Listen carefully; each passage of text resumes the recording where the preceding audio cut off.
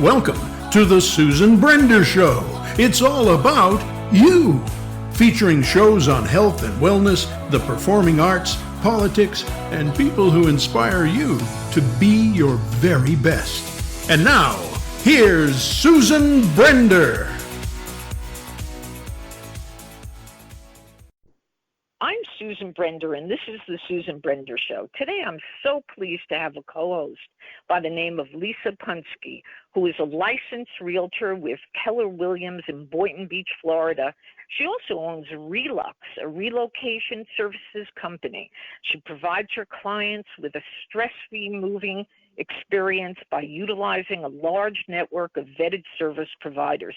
There's so much else that Lisa does that if I took up all the time that telling all about her, it would take up all the time. So I want to now talk about our guest. And our guest today, Lisa, is Deborah Leach-Scampavia. She's the coordinator for skill-based volunteering and team mentoring programs for the Boys and Girls Club of Palm Beach County, Florida. She holds degrees in biology and education. She's enjoyed a 16-year career as a researcher for the National ESCA and Service Analysis Center for Biomedical Problems. Wow, that's even difficult to say. And the list goes on of the things that Deborah Leach-Scampavia has done. And I want to welcome both of you to the Susan Brender Show. And Lisa, let's start with you. You know, you and I got together and you started a meetup. Now, first of all, I would like you to tell our audience what meetups really are, because not everybody knows. Okay, so, well, it's amazing how meetups have grown over the past few years. And you can set up a meetup group for just about any, common goal. I see them for people with different hobbies. I see them for people with business interests, for just any type of things that they have in common. My particular group is for women, and it's women, 50 and over. So, certainly if someone's almost that age, we don't say, no, you're not quite old enough. But yeah, so it's women in my age group, and it's more of a social group. So we get together and do all different types of activities. We go to plays and concerts and get together for just, lunches and happy hours and all different types of things. And Susan was kind enough to offer her, her presence at several of my events, doing mock interviews and discussions with the ladies in our group, and we've certainly enjoyed that, just giving an opportunity for people to get to know each other a little better, as well as just having some, frank and debatable discussions sometimes. But right. it's certainly very, very interesting, and I appreciate that. So, well, something, Lisa, it's a very interesting thing that when I'm in front of people, I just enjoy the whole process of teaching people what my skill is, which is hosting radio shows, because I feel that it gives an opportunity to kind of disperse a lot of information or education rather to people.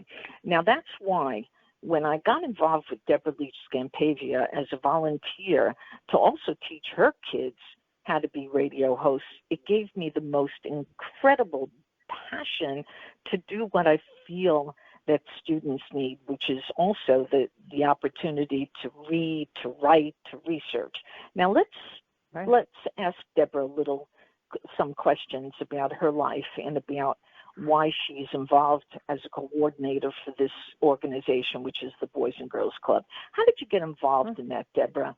Well, we moved to Florida, I guess about 10 years now. And when I came, I had switched from being a laboratory researcher into being an educator and mentor. And I started an education outreach program for the Scripps Research Institute. But I found myself wanting to get a little closer to the kids where there's a genuine need, or there may not be an awareness of some of the education programs out there. And an opportunity came about with the Boys and Girls Clubs, which really works with, I'd say, about 5,000 youth ages 6 to 18 on an annual basis throughout Palm Beach County. So it's a real privilege. And Susan, you've been phenomenal in working with our teens on their new podcast program. They're learning those communication skills and what questions do I want to ask, and what do I think about this. These are the skills that we want to help our youth develop, particularly as they think about what am I doing after high school, or how do I want to talk to people in our community. So it's been a real privilege being with the Boys and Girls Clubs. Yeah. Lisa, one of the things that I think is important for our audience to know is that volunteerism is an opportunity for people to wake up in the morning and to feel productive and to feel useful. And you have about 530 women, if I'm not mistaken, on your meetup group. Do you think that giving them a sense of the idea that they can be part of something that they never thought about from the beginning, never thought about volunteering for things, do you think that if Deborah, for example, was to give a speech to your group about volunteering, do you think it would have an impact? It's quite possible because, a lot, it's a mixed group. I do have, some members who still work and have busy lives, but they still, there's always time to do some volunteer work. But I also have a lot of women who are recently retired. They may have just moved to Florida from, other places in the country because they're, and they're looking for a new life. And that's a lot of the time. That's why they join the group, looking to meet new friends. So they do have extra time, which they may not, it's not familiar to them if they've worked their whole lives and now they have extra time.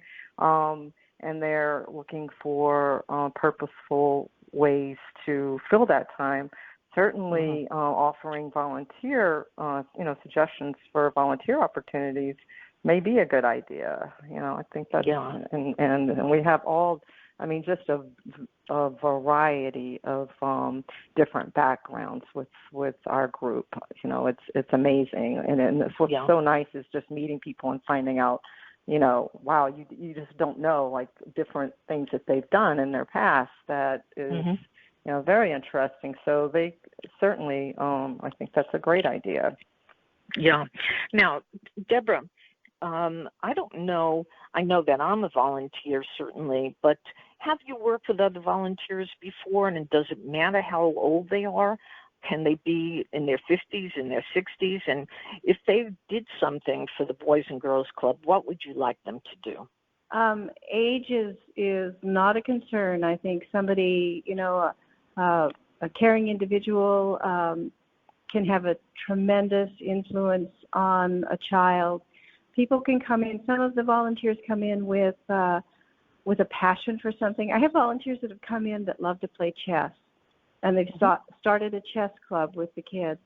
I have volunteers come in and they want to sit with our younger members and help them with homework.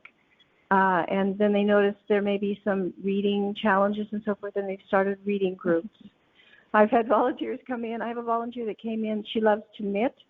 And she came in and she sat down and she started knitting, and suddenly she had a circle of very curious, sharing your interests, and it's an after-school program.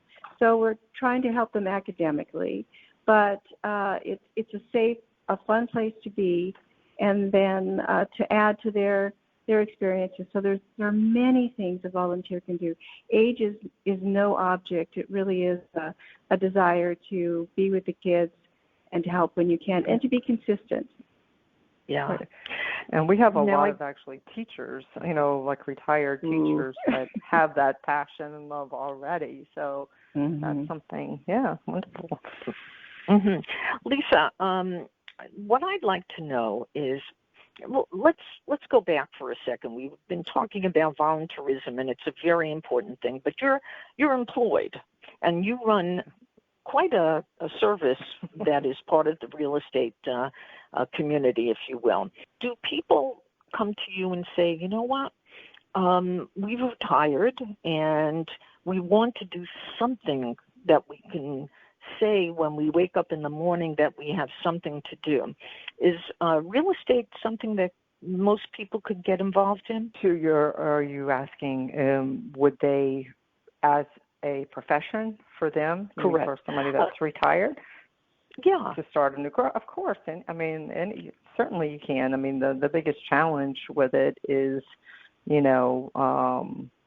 is familiarity with the community. But if you're just moving here from somewhere else, I mean, that's just a challenge, and then just meeting people. But it's really, I find, not difficult to meet people in this part of the country, because there are so many people that you may call, transplants. It seems like a lot of people are from somewhere else. Like Deborah, so am I. I mean, there's so many people in my group and friends and people that I work with that are all, it's rare that you'll walk into a room and have more than one or two native Floridians. So, but yes, I mean, it's a wonderful profession. I enjoy it because I feel like I am helping people, and that's just always been one of my goals, is just trying to be essentially a problem solver, a project manager, and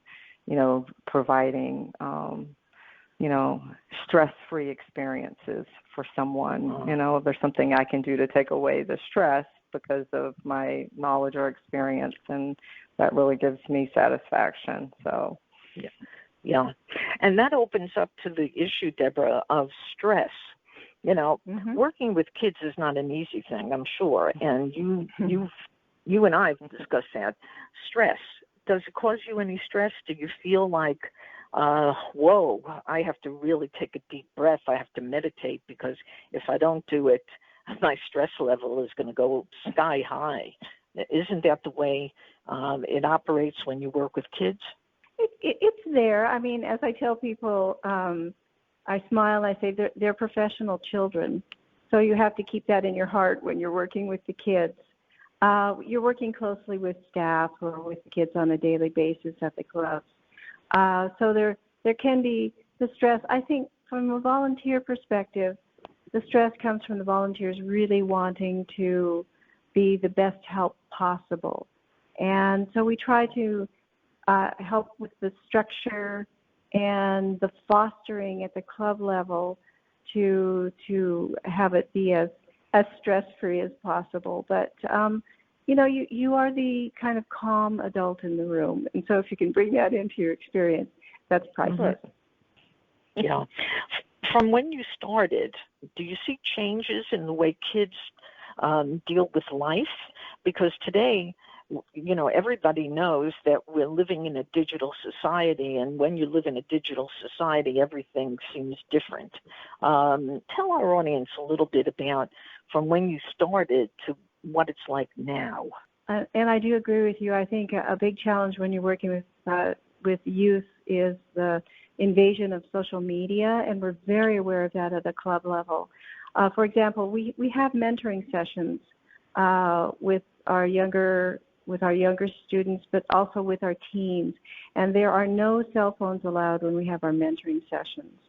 What I see is the connection that is being formed between our teens with these mentoring sessions. They're coming from different schools. They may not necessarily know one another at school, but they come to the clubs and they're forming a community, and they're also connecting with adults who are really invested in them. It's tough being a teenager. It was tough when I was a teenager. I don't want to go back there again. I think it's even tougher now because you're being hit with so much. So what I see are kids that maybe a year and a half ago, when we were having mentoring sessions, you had to chase them out of the gym. They'd rather play basketball. Now we can't keep them away, I guess. They're so excited that you're there on a weekly basis. They're eager to sit down. They're eager to share. That, I think, is tremendous progress when you're opening up that time with the team. Yeah. Lisa, when you were a kid, were you ever bullied? Because bullying seems to be one of the most, let's call it sad, situations that we're encountering today. I'm just curious, from your standpoint, did you know of anybody who was bullied, or were you involved in that sort of thing? Tell our audience a little bit about that. Yeah. I can't say that I was personally bullied. Maybe I was. Actually, maybe I was at a summer camp when I was about 9 or 10 years old. I think I do remember something like that. But I've certainly seen it a lot, and you know, I never been a bully, but I have tried to take up for people who were bullied, because I think it's horrible. And you know, and I think that at least when I was a kid, it seemed like there were people that would be bullies that necessarily didn't want to be, that they were, you know, that was even a form of peer pressure. If you had one bully, then you end up having a team of them because they were trying to be on, you know, that side versus the one being bullied, which is terrible.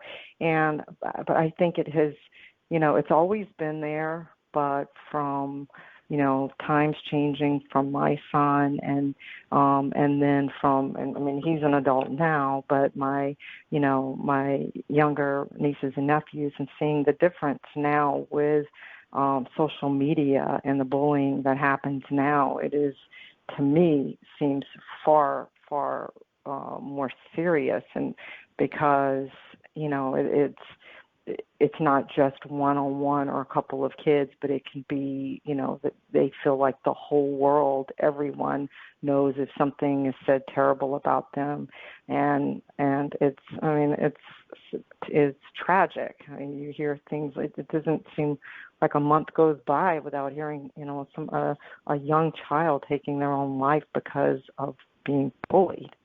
I mean, it's awful.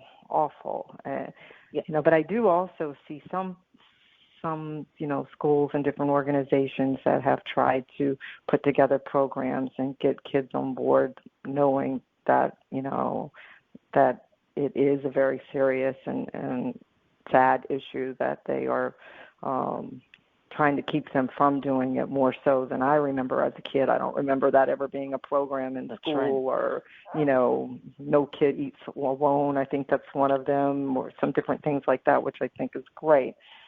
Yeah. But Deborah, I hear Deborah in the background. Deborah, you, if I'm correct, you said that you experienced bullying. Am I correct? No, I didn't directly, but when I was growing up, we moved a great deal, so I was always the new kid, and so that sense of isolation or not being part of the group is a serious component, you know, when you're developing your sense of self.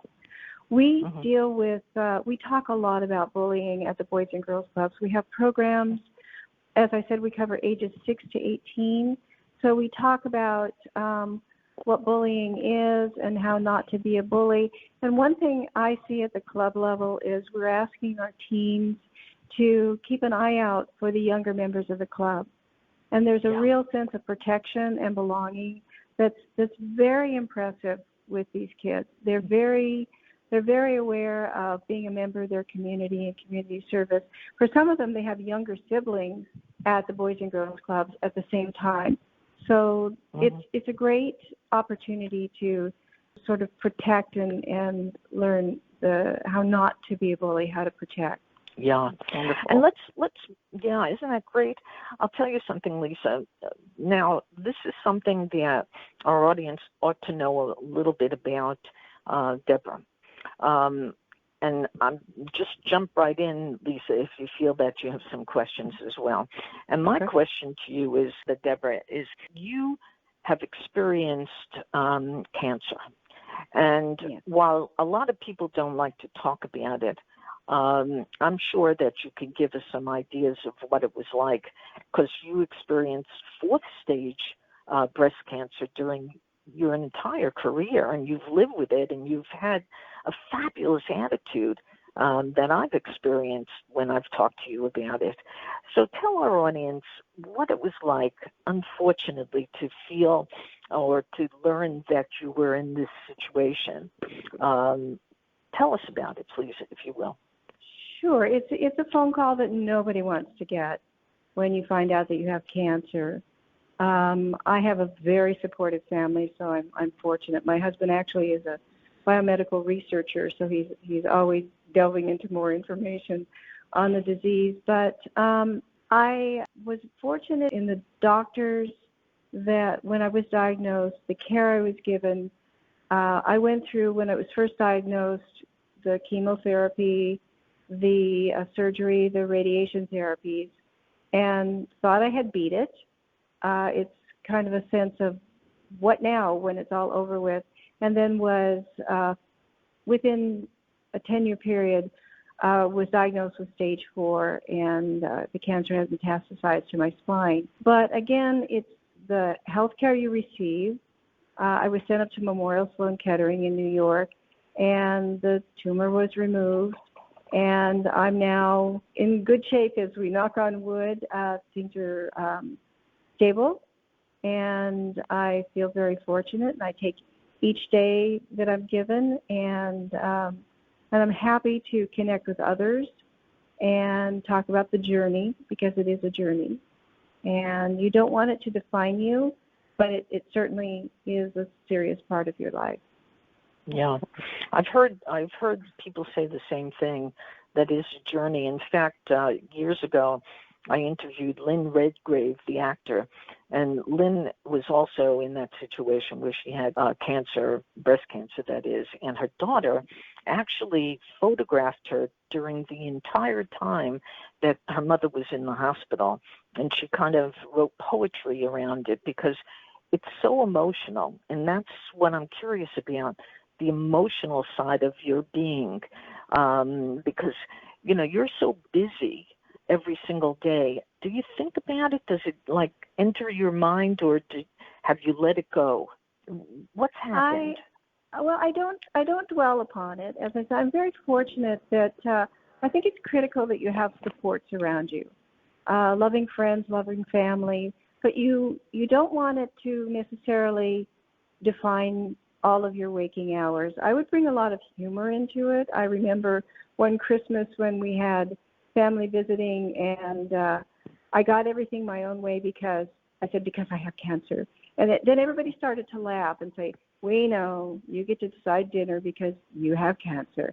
So it becomes this kind of black humor a bit, but it sort of takes the pressure away from your family as well as you to just be there and support. I've done a lot of research on cancer and the things that you can be a proactive patient, and that's supported by the doctors I go to. So I think keeping busy is very important, but also just kind of accepting it, but not letting it become all of who you are, if that makes sense. Yeah, sure does.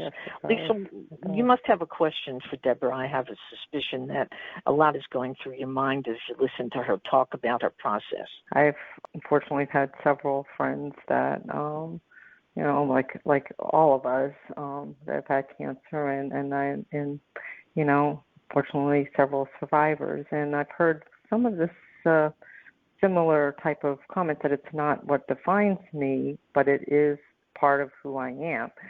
So, you know, and I think that, you know, what Deborah said about the, you know, the black humor with her family, I think that to me sounds, you know, I mean, it's strange, but good, because it's not like the unspoken thing that your family feels uncomfortable about even bringing it up by saying things like that. It's like they're acknowledging it, they know it. You know, it's strange how families interact and but I think that my family would probably be the same way, and I would appreciate it. So, sure. But it, you know, I understand that, you know, it's something that you're not, you have to think about it all the time, but you can't dwell on it. That's right. You know, and very happy that, you know, it seems like Deborah's doing well, and, you know, that's wonderful. Do you think that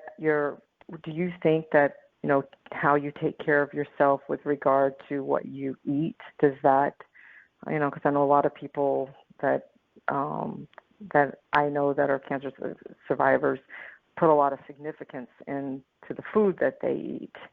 Is that something that you do, or do you? Yes, that's of huge significance. There's a lot of research going on now about cancer, not just as a genetic disease, but also as a metabolic disease, and so that's when diet comes into play. So there's a lot of research on a keto diet. There's a lot of research on intermittent fasting and what this is doing to help you biologically, whether it's denying sugars to a cancer because they do love carbohydrates, they do love their sugars, or doing this intermittent fasting. I do both, to be honest. It's with the blessings of my oncology team at Memorial Sloan Kettering, and I wouldn't do it if it weren't something that was ongoing research and is suggesting efficacy toward treating this disease. And that's why I said that you want to be a good patient. I do take medications, but also do as much as possible for yourself. And I think diet is critical in how you're handling cancers. Yes. So when you do the fasting, then I've heard how exactly do you do that? I mean, is that where you fast for if you can explain that? I've heard more talk about that lately, but I'm not sure that I understand it fully. Right, and it's called intermittent fasting. You'll hear it referred to as IF. I fast for 24 hours twice a week, and my husband does as well. It's really not as difficult as people think it is. I have dinner on Sunday night, and then I don't eat again until Monday night dinner. But that's not, it's not hard to do. I'm working on Monday, and I'm very busy. The intermittent fasting, and I'll do it again on Friday, so we do it 2 days a week. Both of you do it hopefully at the same time. We do it at the same time, right? Exactly. Yeah.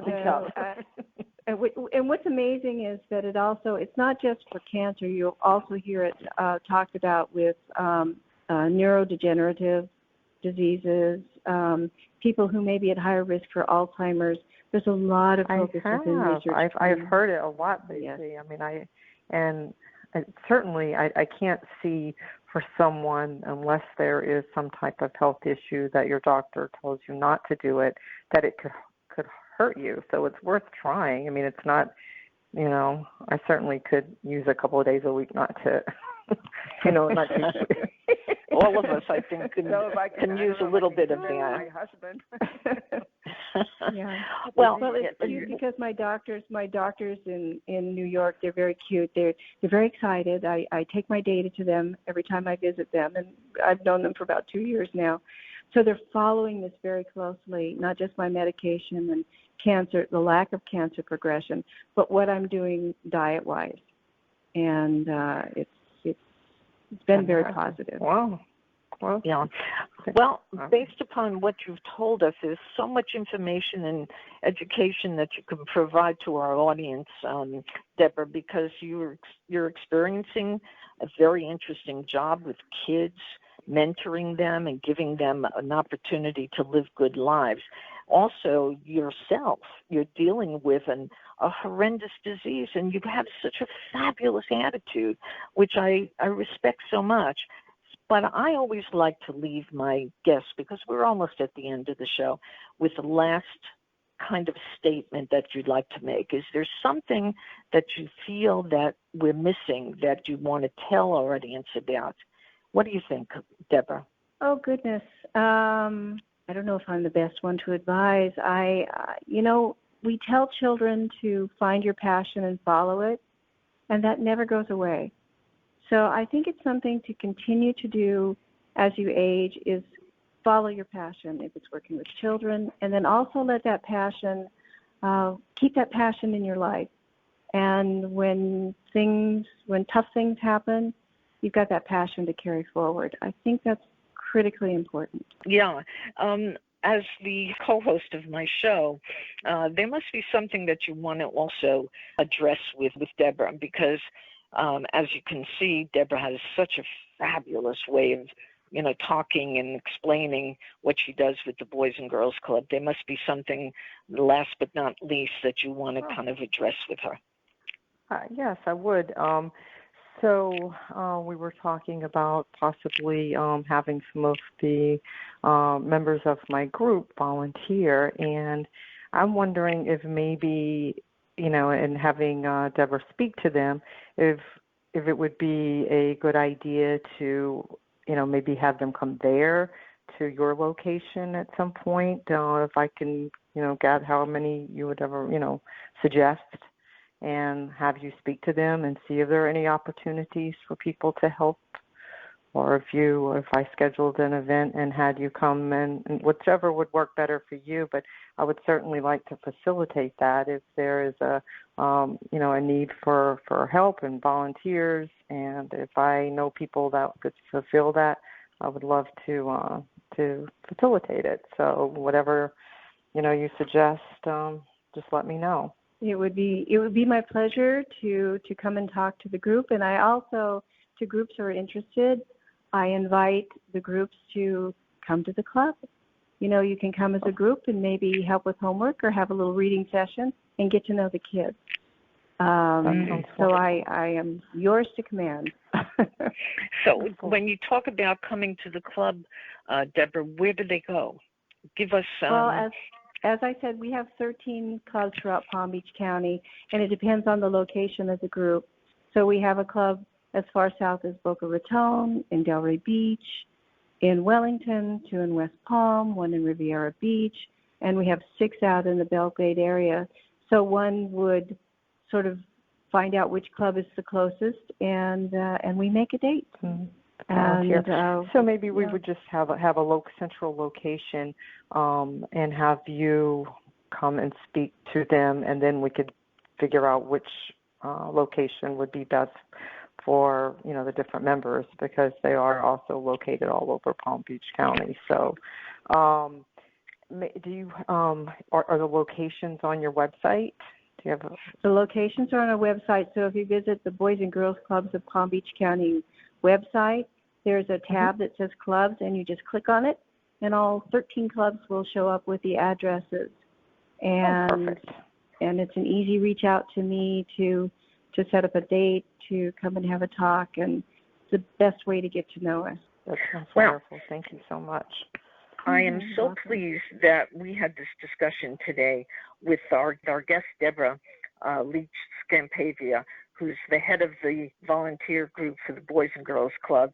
And my co-host is wonderful, too, and she's a realtor, and she's located here in Florida, and she's available to, if you need a house, if you need to get some information. How did they get in touch with you, Lisa? Well, my website is www.relox, RELOX, as an X-ray, .me, and my phone number is 877-99-RELOX, or you can email me at lisa@relox.me. And Relox is the name of my relocation services company, but I am an agent through Keller Williams in Boynton Beach. Thank you both for being on the Susan Brender Show.